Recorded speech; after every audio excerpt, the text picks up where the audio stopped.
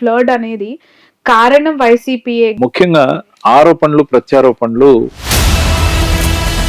ఆయన ఏ చర్యలు చేయకుండా అరాచకాలు వైసీపీ ప్రభుత్వం చేసింది, వాటిని స్ట్రీమ్ లైన్ చేయడానికే మేము ఫోకస్ పెడుతున్నామని మీరు పదే పదే స్ట్రీమ్ లైన్ కాదండి, హ్మ్. ప్రజల పక్షాన ఆయన చేసిన ఉద్యమాలు ఇవే మీకు గుర్తుకు రావట్లేదు? ఉద్యమం అండి ఇది. Show road show, public show, ప్రశ్నించడానికి పుట్టిన పార్టీ. నమస్తే, welcome to cube TV network. నేను మీ శ్రావణి. ప్రస్తుతం మనతో పాటు స్టూడియోలో ఉన్నారు వైఎస్ఆర్సీపీ అధికార ప్రతినిధి రవిచంద్రారెడ్డి గారు. ఏపీలో దట్టు విజయవాడలో కొనసాగుతున్న ఈ వరదల ఇష్యూ పైన పొలిటికల్ కౌంటర్స్ రీకౌంటర్స్ కొనసాగుతూ ఉన్నాయి. ఇలాంటి సిచ్యువేషన్ కి, అంటే తీవ్రమైన వరద ప్రభావిత ప్రాంతాలు పూర్తిగా మునిగిపోవటానికి కారణం వైసీపీ చేసిన పనులే అని టీడీపీ అంటోంది. టీడీపీయే సరిగా చూసుకోవట్లేదు, కావాల్సినవన్నీ సమకూర్చట్లేదు కాబట్టే వైసీపీ ఇలాంటి ఆరోపణలు చేస్తుందని ఆ పార్టీ సమర్థించుకుంటుంది. అసలు ఏం జరుగుతుంది? గత 5 ఏళ్లలో జరగాల్సిన డెవలప్మెంట్స్ లేదంటే ఇలాంటి అనేక లోటుపాట్లు సరిచేయకుండా వైసీపీ అక్కడ అధికారం కొనసాగించింది. అసలు పార్టీ పరిస్థితి ఏంటి? అలాగే ఈ కౌంటర్స్ పైన, వరదకి సంబంధించి కొనసాగుతున్న ఈ చర్చ పైన పూర్తి వివరాలు మాట్లాడదాం రవిచంద్రారెడ్డి గారితో. సార్ నమస్తే. నమస్తే అండి శ్రావణి గారు. గత 4 రోజులుగా విజయవాడ పరిస్థితి మనం చూసాము.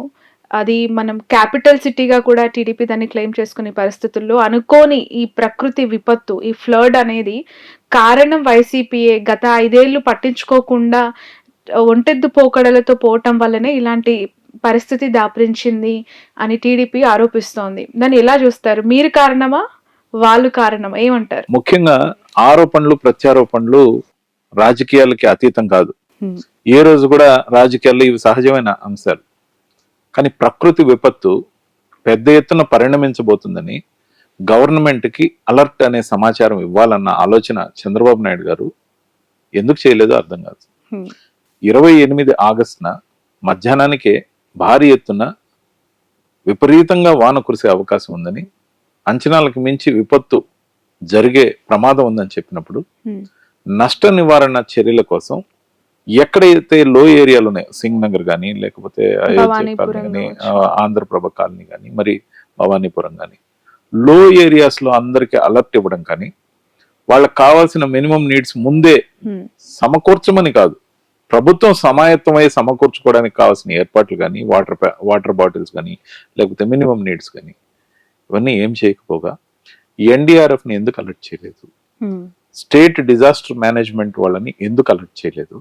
అంటే వాన వచ్చి, వరద వచ్చి ఊరిని ముంచేసి, తర్వాత ప్రజలు చీకట్లో 2 రోజులు 3 రోజులు ఉన్నప్పుడు, ఆకలితో అల్లాడుతున్నప్పుడు, పసిబిడ్డలు, చిన్నారుల తల్లులు ఎవరైతే ఉన్నారో, వృద్ధులు ఉన్నారు, వికలాంగులు ఉన్నారు, వీళ్ళందరికీ 2 రోజులు 3 రోజుల పాటు కరెంట్ లేకుండా, వాటర్ లేకుండా, మొత్తం ఇళ్ళన్నీ కూడా ఏదైతే బురద నీరుతో సరౌండెడ్ ఉన్నాయో, మంచినీళ్లు దొరక్కపోతే ఎంత ప్రమాదం అంటే డయేరియా ప్రబలే అవకాశం ఉంటుంది, విషజ్వరాలు వచ్చే అవకాశం ఉంటుంది. కానీ వీటిలన్నిటిని పరిగణలోకి తీసుకోకుండా కరెంట్ ఎటు ప్రికాషనరీగా ఆపాల్సి వస్తుంది ఫ్లడ్స్ వస్తే, ఆ వైర్ లేకుండా తెగిపడతాయి కాబట్టి. కానీ తీసుకున్న జాగ్రత్తలు ఏంది? ఆకలితో అలమటించే వాళ్ళని పరామర్శించాలి కానీ ఫోటో ఫోజుల కోసం ఆయన ఉంటున్న ఇల్లు ఎటు మునిగిపోతుంది కాబట్టి కలెక్టరేట్ లో సురక్షితంగా విజయవాడకు వచ్చి మకాం వేసి, ఇక్కడి నుంచి నేను అన్ని పర్యవేక్షణ చేస్తానంటే అడ్డంగా దబాయిస్తారు. నిన్న కూడా మీ అందరి ఇల్లు మునిగినాయి, నా ఇల్లు కూడా మునిగిందని. ముఖ్యంగా దాని లోతులోకి పోయే ముందు ఆయన ఇల్లు గురించి ఆయన ఏ చర్యలు చేయకుండా బోట్ వేసుకుని అందరికి చేతులు తిప్పుతూ పనికి చేయాల్సిన యంత్రాంగాన్ని అంతా ఆయన పక్కన పెట్టుకుని వాళ్ళ నుంచి ఆదేశాలు, గతంలో మనం చూసాం జగన్మోహన్ రెడ్డి గారు ఎప్పుడైనా వరదలు కానీ ప్రకృతి విపత్తులు జరుగుతున్నప్పుడు యంత్రాంగాన్ని మొత్తాన్ని ఆర్గనైజ్ చేసేవాళ్ళు, కూర్చొని సమీక్ష చేస్తూ స్ట్రీమ్ లైన్ చేసేవాళ్ళు. స్ట్రీమ్ లైన్ చేసిన తర్వాత ఆ నష్ట నివారణ చర్యలన్నీ కూడా ప్రజల్లోకి పోయి వాటిని అదుపులోకి వచ్చిన తర్వాత ముఖ్యమంత్రి గారు అక్కడికి వెళ్ళి వాళ్ళని పరామర్శించి ఏదన్నా బాధితుల్ని లెఫ్ట్ అవుట్ చేసామా, వాళ్ళకి ఇంకా చేయాల్సిన మేలు ఏదన్నా ఉందా, ఎవరినైనా అలక్ష్యానికి గురి చేశారు అధికారులని చూడాలి.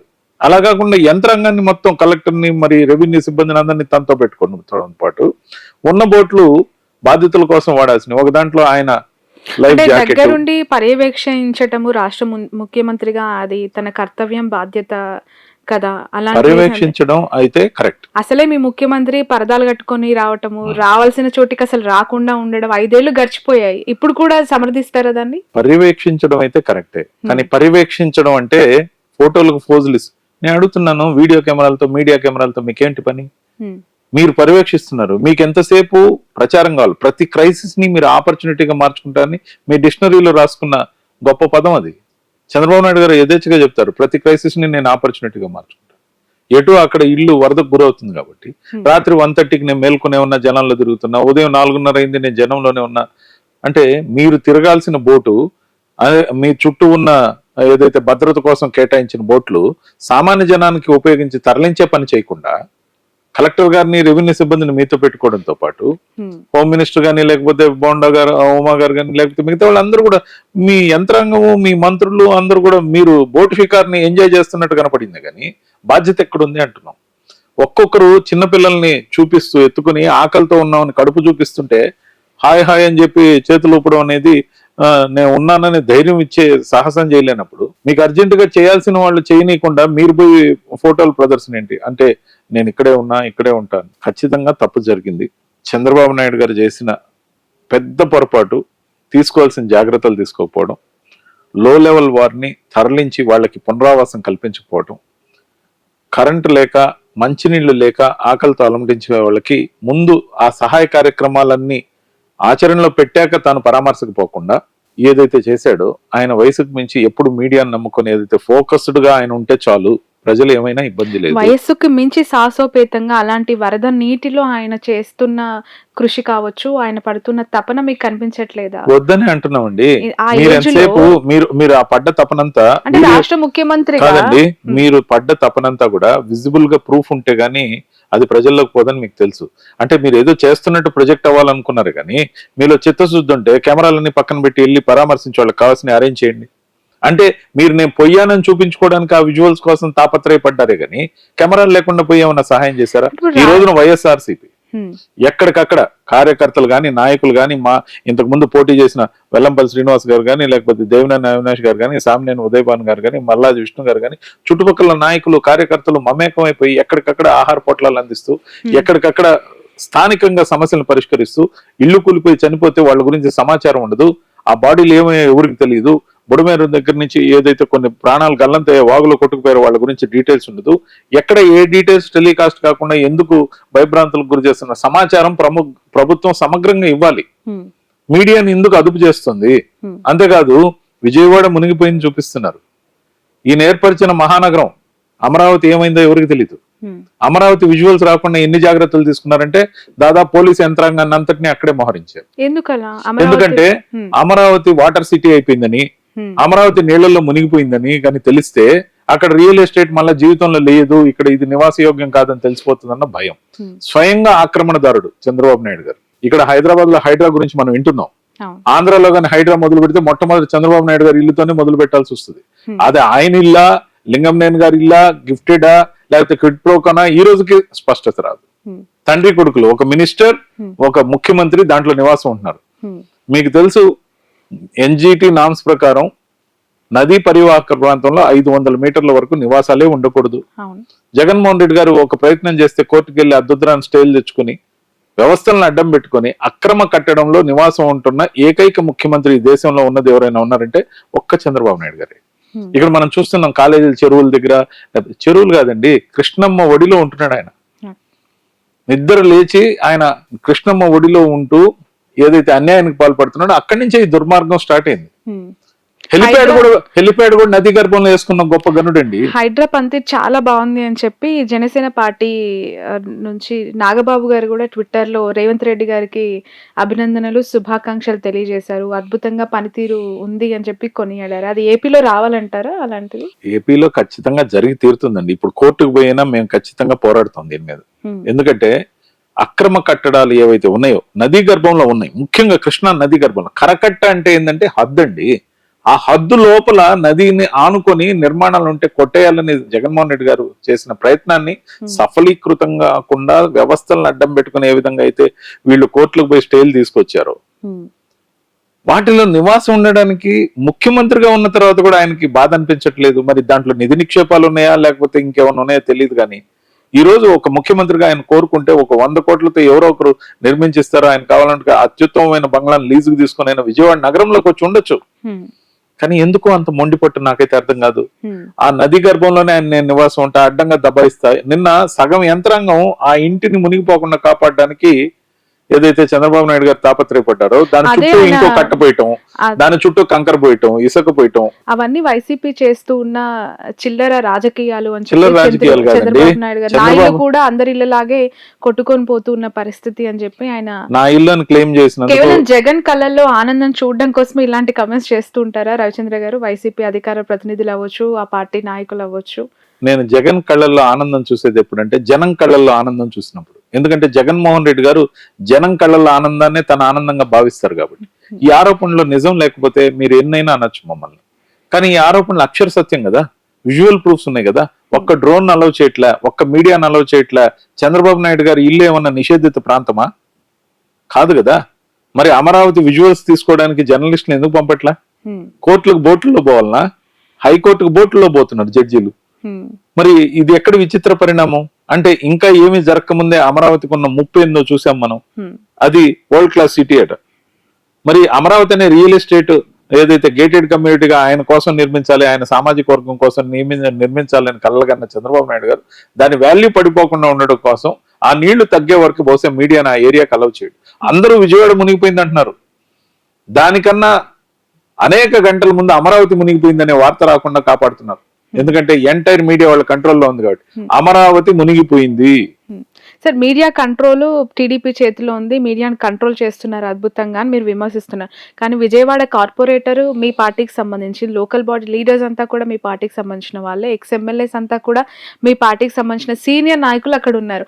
మీరు దానికి సంబంధించిన ఎవిడెన్సెస్ కావచ్చు, అక్కడ ఉన్న పరిస్థితులు కావచ్చు, అక్కడ ఉన్న వాతావరణాన్ని క్యాప్చర్ చేసి ఎందుకు ఫోకస్ చేయట్లేదు? మీరు ఎందుకు బయట 100% మేము ప్రభుత్వంలో లేకపోయినా మాకు సొంత నిధులతో, పార్టీ నిధులతో వీళ్ళందరూ కూడా ఏదైతే లోకల్ ప్రతినిధులు ఎవరైతే ఉన్నారో శక్తి వంచన లేకుండా భోజనం ప్యాకెట్లు కానీ మంచినీళ్ళు కానీ ఇవ్వడం, ప్రాథమిక అవసరాలు తీర్చడం, కుదిరితే మెడిసిన్స్ ఇవ్వడం కూడా చేస్తున్నారు. గ్రౌండ్ రియాలిటీ ఇది. అందుకే ముఖ్యంగా ఈరోజు మనం చెప్పాలంటే, తాను చాలా పెద్ద విజనరీ అని, అమరావతిలో ఒలింపిక్స్ పెడతాన్న మహానుభావుడు, సునామీని సింగిల్ హ్యాండ్ తో కంట్రోల్ చేస్తాన్న చంద్రబాబు నాయుడు గారు అలాంటి మాటలకు పరిమితంగానే జగన్మోహన్ రెడ్డి గారు ఎప్పటి నుంచో పెండింగ్ లో పెట్టింది తన ఆచరణ సాధ్యంగా చేసి చూపించింది. ఈ రోజు కృష్ణలంక వాసులను కాపాడింది. ఇంత వరద 11 లక్షల క్యూసెక్కులు వచ్చిన వరదని తట్టుకొని నిలబడడానికి కొనసాగించిన ఆ రీటైనింగ్ వాళ్ళు కాదా? మరి ఎప్పుడు కృష్ణలంక ప్రజలందరూ కూడా ఏ చిన్నపాటి వరద వచ్చినా అక్కడి నుంచి పొలోమని సామాన్లు తీసుకొని పునరావాస కేంద్రానికి వెళ్ళేవాళ్ళు. ఈసారి సురక్షితంగా వాళ్ళ ఇళ్లలో ఉన్నారే. దానిపైన కూడా రాజకీయం కొనసాగుతుంది రవిచంద్రారెడ్డి గారు. అసలు అది మొదలు పెట్టింది టీడీపీ, అది ఫస్ట్ ఫేజ్ అంతా కూడా వాళ్ళ హయాంలోనే జరిగింది. తూతూ మంత్రంగా ఏదో వచ్చి ఫినిషింగ్ టచ్ ఇచ్చేసి అది వైసీపీ తమ ఖాతాలో వేసుకొని అక్కడ ఒక వైపు వరద కొనసాగుతూ ఉంటే జగన్ వచ్చి షేక్ హ్యాండ్లు ఇవ్వడం అవసరమా, తన క్రెడిట్ ఇప్పుడు ఫోకస్ చేసుకోవటం అవసరమా అనే ఒక విమర్శ కూడా వస్తూ ఉంది. విమర్శ ఎవరు చేస్తున్నారు? తెలుగుదేశం పార్టీని తట్టుకోలేకున్నారు. ఎందుకంటే జనం అంతా జగన్మోహన్ రెడ్డి గారితో వరదల్లో సైతం నీళ్లలో నడుస్తున్నారు ఆయనతో పాటు. ఎందుకంత సంఘీభావం? ఎందుకు ఆయన అంటే అంత ప్రేమ? నిజంగా మేలు చేసిన నాయకుడినేమో ఆ విధంగా భుజాలకు ఎత్తుకుంటారండి. నిజంగా మేలు చేయని నాయకుడేమో గెలిచానని ఆర్భాటంగా ఏదైతే బోట్ షికార్ లాహిర్ లాహిర్ అని చెప్పి పాటలు పాడుకుంటూ చందంగా తిరుగుతున్నారో ఈ ప్రదర్శన నడవదండి. ఎందుకంటే అయితే అయ్యుండొచ్చు, మొన్న వాళ్ళకి 124 ఎలా వచ్చాయో వాళ్ళకి తెలుసు. ఎందుకంటే ఒక పార్టీ కానీ ఒక విద్యార్థి కానీ, సింపుల్ ఎగ్జాంపుల్ చెప్పాలంటే, ఒక కెపాసిటీ ఉన్న విద్యార్థి, ఒక జనంలో అభిమానం ఉన్న పార్టీ ఏ విధంగా ఎదగాలంటే, అసైన్మెంట్ లో ఫెయిల్ అయ్యి, క్వార్టర్లీ ఎగ్జామ్ లో ఫెయిల్ అయ్యి, మళ్ళీ యూనిట్ టెస్ట్ లో ఫెయిల్ అయ్యి, హాఫ్ ఇయర్లీ బాయ్కాట్ చేసి నేను రాయనని కారణాలు చెప్పి, మరి యాన్యువల్ కి వచ్చేసరికి స్టేట్ ర్యాంక్ వచ్చేస్తే ఆ విద్యార్థిని ఎవరైనా నమ్ముతారా? అదే విధమైన పరిస్థితి తెలుగుదేశం పార్టీ పరిస్థితి. మొన్న unit test, quarterly, half yearly ఇవన్నీ కూడా సర్పంచ్లు గాని, స్థానిక సంస్థల ప్రతినిధులు, కౌన్సిలర్లు గాని, కార్పొరేటర్లు గాని, లేకపోతే ఎంపీటీసీలు గాని, జెడ్పీటీసీలు గాని ఎక్కడైనా ఎప్పుడైనా వాళ్ళు గెలిచారా? ఇవన్నీ ఎలక్షన్స్ లో ఓడగొట్టారు కదండి. ఎక్కడండి? మేము 18లో మేము 14 గెలిచాం. అంటే ఎవరు గెలిచారండి? 18లో 14 తక్కువనా 4 తక్కువనా కనీసం లెక్కలు రావాలి కదండి. అది కూడా లేకుండా ఓడగొట్టారు. ఇప్పుడు 18లో 14 ఎవరు ఎక్కువ గెలిచినట్టు? ఫెయిల్యూర్ కాదంటారు అధికార పార్టీ అంటే ఒక్కటి కూడా గెలవనీయకుండా చేయడానికి మేమేమన్నా ఎలక్షన్ కమిషన్ అండి? మేము ప్రజలను నమ్ముకున్నాం. ఎలక్షన్ కమిషన్ చేసిన దురాగతం ఈ రోజున మొత్తం ఈవీఎంలు కానీ, ఏదైతే మెమరీ కార్డులు కానీ, కంట్రోల్ యూనిట్ కానీ, బ్యాలెట్ యూనిట్ కానీ, వీవీప్యాట్లు కానీ, వీవీప్యాట్ స్లిప్పులు కానీ తగలబెట్టమని చెప్పి మెమో ఇచ్చిన ఘనత స్టేట్ ఎలక్షన్ కమిషన్ది, సెంట్రల్ ఎలక్షన్ కమిషన్. నా దగ్గర జీవో ఉంది. ఏదైతే 26వ తేదీన రిమైండర్ జీవో ఇచ్చారో ఆ కాపీ నా దగ్గర ఉంది.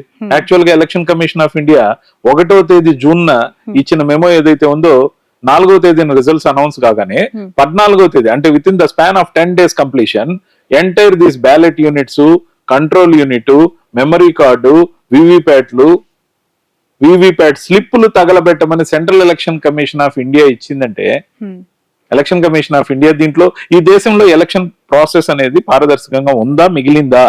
అంతేకాకుండా స్టేట్ ఎలక్షన్ పారదర్శకంగా లేదు అని మీరు అంటున్నారు. ఎలక్షన్ అవకతవకల గురించి ప్రతిరోజు నిత్యం మీడియా సంస్థలు కావచ్చు, ఇలాంటి ఇంటర్వ్యూస్ లో మీ పార్టీలో ఉన్న మీలాంటి అధికార ప్రతినిధులు, నాయకులు, కార్యకర్తలు పదే పదే ముత్తుకుంటున్నారు. కానీ ఒక్కరి దగ్గర నుంచి చలనం లేదు. ఆయనే వైఎస్ జగన్మోహన్ రెడ్డి.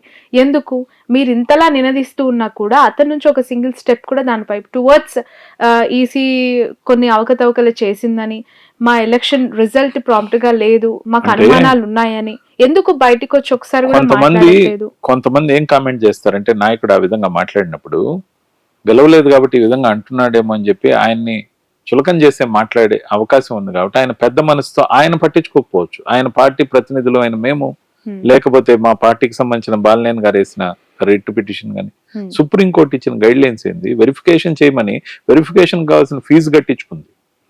అంటే ఏ విద్యార్థి అయినా ఎలక్షన్ లో అదే ఎగ్జామ్ లో ఫెయిల్ అయితే, లేదా ఎగ్జామ్ లో తక్కువ మార్కులు వచ్చాయని భావిస్తే రీకౌంటింగ్ ఒక ఫీజు, రీవాల్యుయేషన్ ఒక ఫీజు ఉంటుంది. మరి రీవాల్యుయేషన్ కే ఫీజు కట్టించుకున్న ఈ ఎలక్షన్ కమిషన్, కొన్ని లక్షల రూపాయలు కట్టించుకున్న ఈ ఎలక్షన్ కమిషన్, అది బెల్లాన్ చంద్రశేఖర్ గారు వేసిన కానీ వివిధ దగ్గరలో వేసిన బూత్ వారి వంటిని వెరిఫికేషన్ చేయమని సుప్రీంకోర్టు ఆఫ్ ఇండియా ఇచ్చిన తీర్పుని ఏ విధంగా ఎలక్షన్ కమిషన్ ఆఫ్ ఇండియా అవహేళన చేసింది? ఎగ్జామ్ లో రీవాల్యుయేషన్ అంటే మా పేపర్లు మాకు చూపించాలి, మా వీవీప్యాట్ స్లిప్లు ఒరిజినల్ గా ఉన్న ఈవీఎంలకు సంబంధించి టాలీ చేసి చూపించాలి.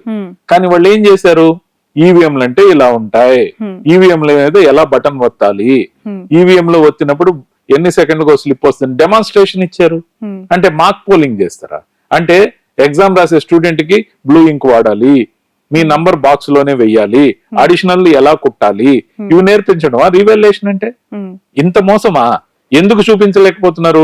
సదరు ఏదైతే ఆధారాలు ఉన్నాయో అన్ని ధ్వంసం చేశారు కాబట్టి, వాళ్ళ దగ్గర లేవని చెప్తే గగ్గోలు అవుద్ది కాబట్టి, దేశం వైపు అందరూ చూస్తారు కాబట్టి ఎలక్షన్